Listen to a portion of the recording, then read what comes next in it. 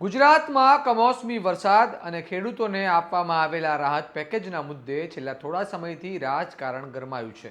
સરકાર દ્વારા જાહેર કરાયેલા રાહત પેકેજ અને બજેટને લઈને આમ આદમી પાર્ટીના નેતાઓ સતત સવાલો ઉઠાવી રહ્યા છે। ત્યારે હવે કૃષિ મંત્રી જીતુ વાઘાણીએ અમરેલીમાં યોજાયેલી એક સભામાં આપ પર આકરા પ્રહાર કર્યા છે।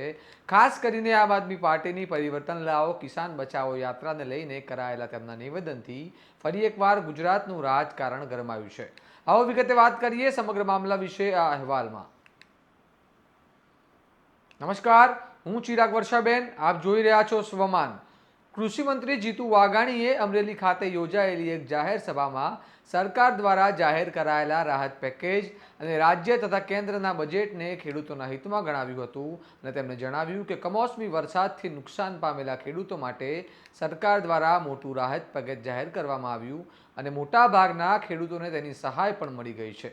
आ दरमियान जीतू वाघाणीए आम आदमी पार्टी पर निशान साधता तेमनी परिवर्तन लावो किसान बचावो यात्रानी मजाक उडावी हती। તેમણે કહ્યું કે જે લોકો ખેડૂતના હિતની વાત કરે છે તે લોકો પોતે ખેડૂત નથી અને ખેડૂતોના નામે માત્ર રાજકારણ કરી રહ્યા છે।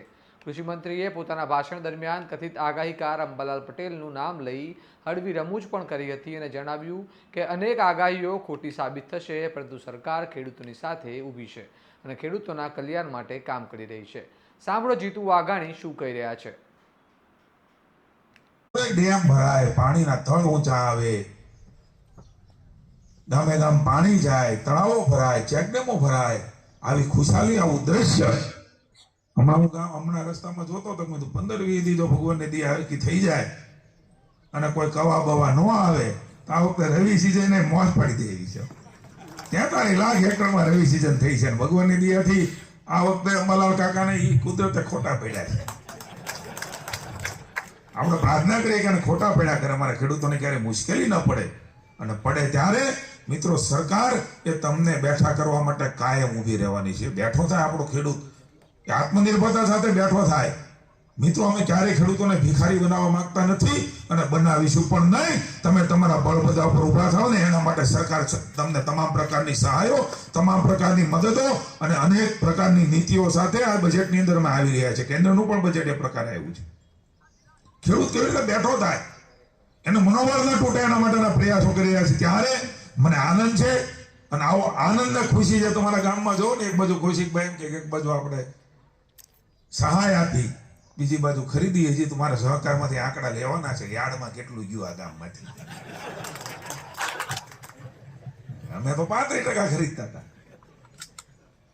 પણ મિત્રો આનંદ ને ખુશીની વાત છે કે ગામની અંદર આ પ્રકારે ખેડૂતોની ખુશી અને એનો આનંદ અને એટલા માટે જો કહું છું બધાને ખોટા પડી દીધા હો। કેટલાય લોકો યાત્રાઓ કાઢી, બોલો કિસાન હિત યાત્રાઓ નથી, ન કિસાન નથી એનું હિત, પોતાના હિત માટે નીકળેલા લોકોને કિસાનો ઓળખી ગયા છે।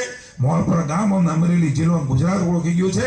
એટલા માટે હું આપને અભિનંદન આપું છું, પુનઃ એકવાર ભરોસો આપું છું કૃષિ મંત્રી તરીકે તમારી બાજુમાં પહેલા ઉભા હતા, અત્યારે ઉભા છીએ અને ભવિષ્યમાં પણ તમે બધા સુખચેનથી જીવી શકો, સુખચેનથી રળી શકો, ખેતી કરી શકો, અન્ય વ્યવસાય કરી શકો, કાયદો અને વ્યવસ્થાની સ્થિતિમાં પણ આ ગામડાઓ એ આબાદ એના માટે ભારતીય જનતા પાર્ટીની સરકાર તૈયાર છે। સૌને શુભકામનાઓ। ભારત માતા કી જય। જીતુ વાઘાણીના આ નિવેદન બાદ હવે રાજ્યના રાજકારણમાં ફરીથી ગરમાવો જોવા મળી શકે છે, કારણ કે આમ આદમી પાર્ટી દ્વારા શરૂ કરાયેલી ખેડૂત યાત્રા પર કરાયેલા આ પ્રહારોને લઈને રાજકીય ચર્ચાઓ તેજ બની છે। હવે જોવાનું રહેશે કે કૃષિ મંત્રીના આ નિવેદન પર આમ આદમી પાર્ટીના નેતાઓ શું પ્રતિક્રિયા આપે છે અને શું આ મુદ્દે ફરી એકવાર આરોપ પ્રત્યારોપનું રાજકારણ શરૂ થાય છે કે નહીં।